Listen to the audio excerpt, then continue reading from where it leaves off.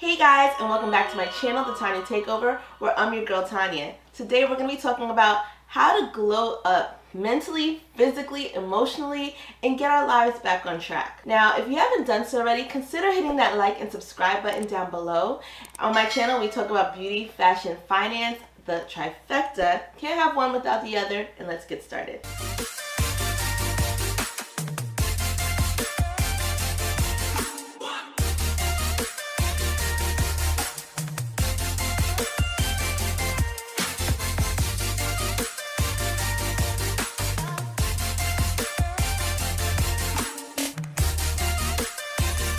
Now guys, in true sisterhood fashion, I hear you guys.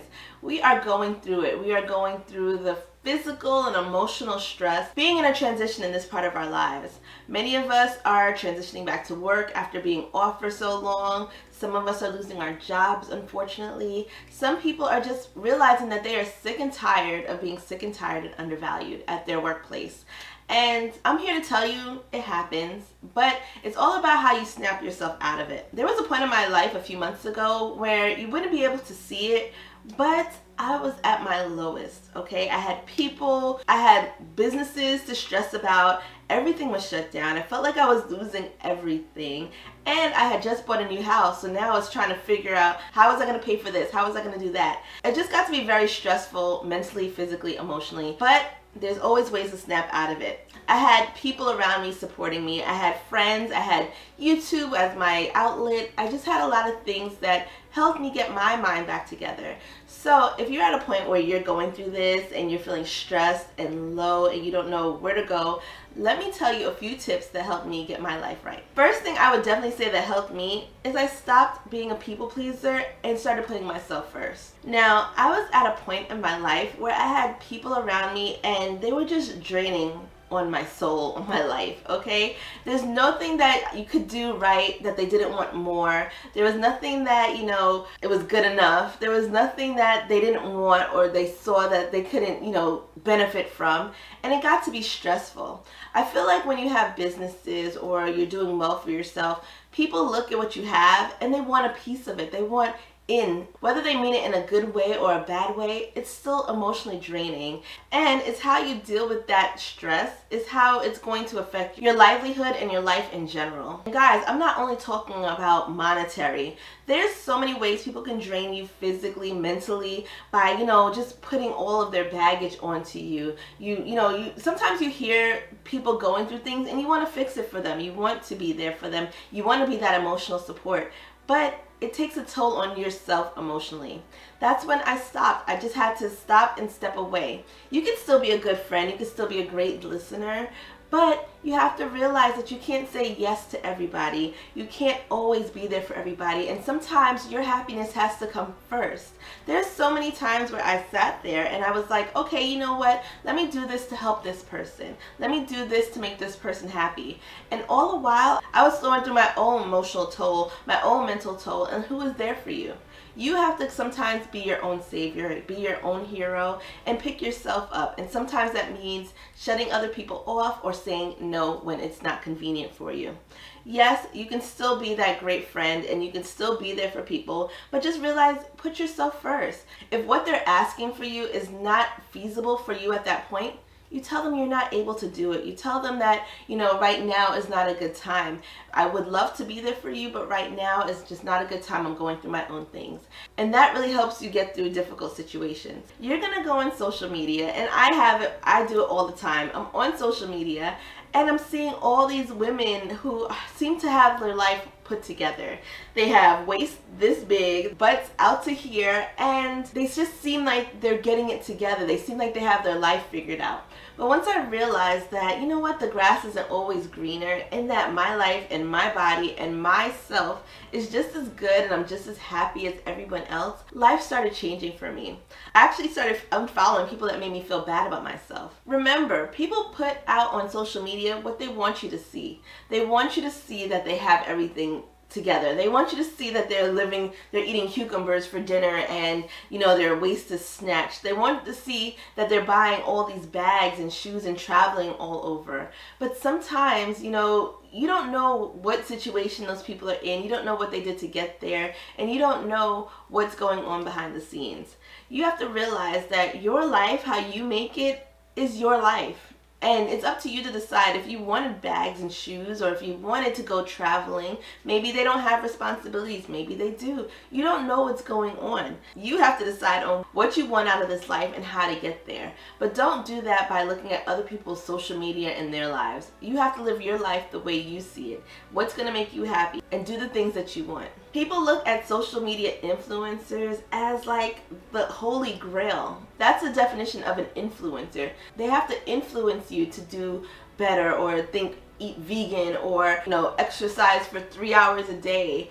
And that might be good for some people, but maybe that's not good for your situation. Maybe you work a 9 to 5 and you cannot just sit there and eat smoothies all day. That's fine. That is okay. Do what makes you happy. When I started cutting off social media that wasn't feasible to my lifestyle, I started feeling so much better. I started listening to podcasts that worked in helping me to grow and develop in my career and helped me to be a better businesswoman, and podcasts that were like me, somebody who is working, somebody who maybe just bought a house, maybe somebody who is looking to build businesses, just things to make me feel encouraged in my life instead of make me feel down about it. I feel like once you start realizing that social media is not reality and your life is how you want it, you'll start thinking better and feeling better about yourself. The next thing I did was I stopped comparing my journey to everybody else. Your journey is your own. Just because somebody got successful in their business in 2 years and it took you 10, doesn't matter. At the end of the day, when you get to your point where you want to be in 10 years, are you going to look back and say, I should have did this 8 years ago? It does not matter, okay? Do not compare your journey. Your journey is your own. There was plenty of times when I felt low because I was looking at other people and they had all of this success. They had all of this, they were traveling, they had all of this money, they had all of the life that I thought I wanted. And I just kept thinking, I'm doing this, why don't I have it? And it's when I stopped comparing my journey to everybody else's, when I realized that it's going to happen for me when it's supposed to happen for me, okay? And maybe this person worked harder. Maybe they were working on nights when I was sleeping. Maybe they were working on nights when I was out. You don't know what that person went through. And don't judge your journey on them. I have people around me and they'll ask me about going back to school, or, getting this job, or getting a raise, and they feel like it's too late for them. Let me be the first to tell you guys, it is never too late. It is never too late to go back to school. It is never too late to educate yourself to get that raise. And it is never too late to change your life. And this is something I went through also. Before I went to nursing school, I didn't finish nursing school until I was in my late 20s. There were people who were nurses at 22. That wasn't my journey. That wasn't for me. And when I realized that my life is how I make it and how it's supposed to be for me. And when I finished nursing at 25 or 26, nobody asked, oh, did you graduate when you were 22? Did you start your business before the age of 30? Nobody knows, and frankly, nobody cares. The only person that's stopping you or thinking about you comparing yourself to others is you. It's all in your head. Once you get out of your head, you're going to realize that there's so much out there. There's a world out there.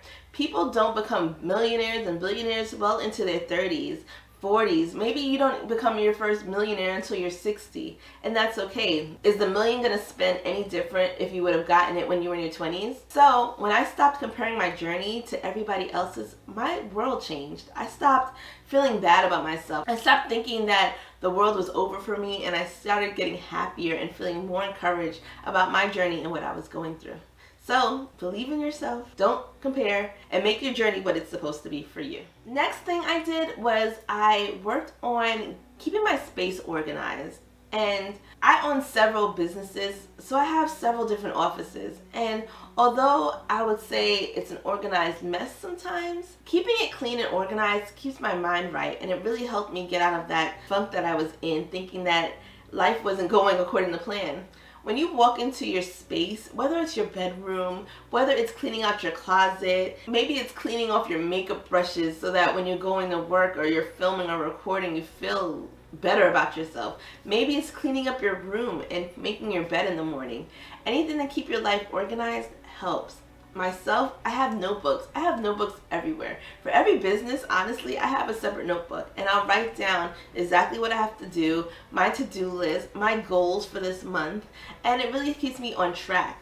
Sometimes, I'll be honest with you, I do a lot of organization videos. I really feel like it helps to clear your mind. And even if it's clearing out my closet, when I go in my closet and I can't find anything, or I can't find an outfit to match this, or say I want to record and I can't find the shoes, it messes with your head, okay? You start feeling, forget it. You know, how many times have you done that? You're looking for something and it's like, forget it, I don't need it right now, I'll do it tomorrow, because you're so frustrated with your area and your space.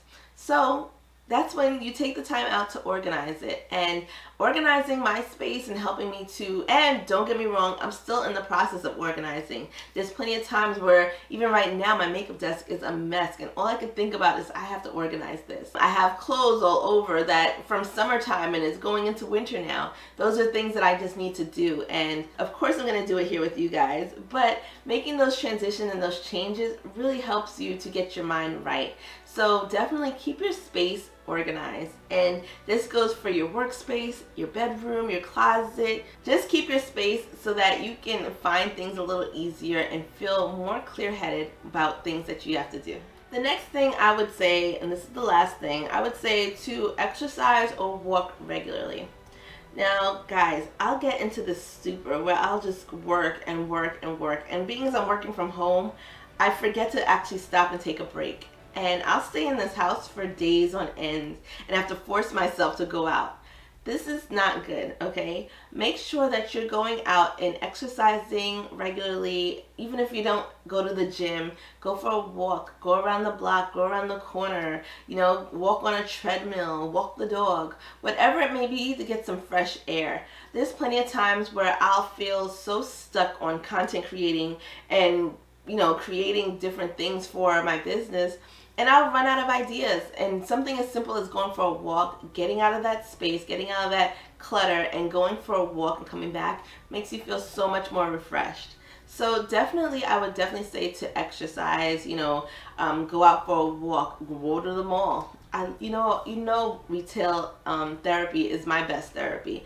So definitely go for a walk, go to the mall, go out with friends. Make sure that you're giving yourself an incentive to work harder. If you know you're going for a walk in an hour, you have something to kind of look forward to. So you go for your walk, come back refreshed, and try it again. And these are things that really help, that don't cost anything. So, and these are things that really help and don't cost a penny. Definitely go out, get some fresh air, come back renewed, and do it all again. Okay guys, thank you so much for hanging out with me today. I hope you got some value out of this. Let me know down in the comments, what are some things that help you get your mind right emotionally, physically, when you're feeling low? If you haven't done so already, consider hitting that like and subscribe button, and I will see you guys next time. Bye.